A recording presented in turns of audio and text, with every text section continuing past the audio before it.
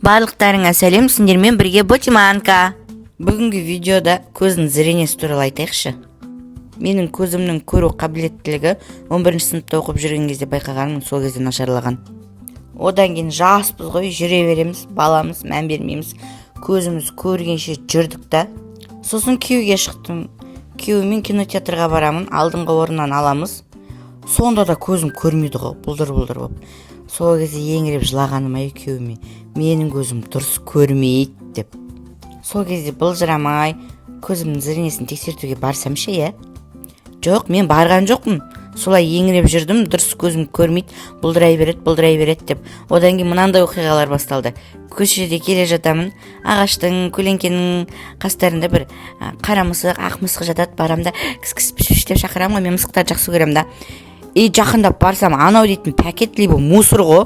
Сонымен уақыт өте келе көзімнің денсаулығына дұрыс қарайын деп бардым. Окулистке көзімді тексерттім. Зрением қанша екенін білдім.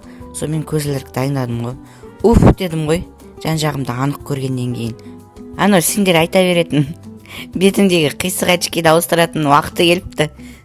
Сөйтіп, Астана қаласындағы Дос Оптиканың бір филиалына зрением тексертуге жазылып, очкимді ауыстыруға бардым. Сөйтсем, дәл осы күндері мұнда мықты жеңілдіктер болып жатыр екен. Астана қаласы Қаймұхамедханов 4-1 мекенжайындағы Дос Оптикада 21, 22 және 23 тамыз күндері көзді тегін тексереді. Ал барлық оправаларға, әйнектерге және күннен қорғайтын көзілдіріктерге түгел 40% жеңілдік жүріп жатыр екен. Жаңа очки алам, немесе көзімді тексерем деп жүргендер болса, осы күндері кіріп шығыңыздар, бағалары өте тиімді болып тұр қазір. Осы жеңілдіктерді пайдаланып консультантпен бірге маған оправа іздедік.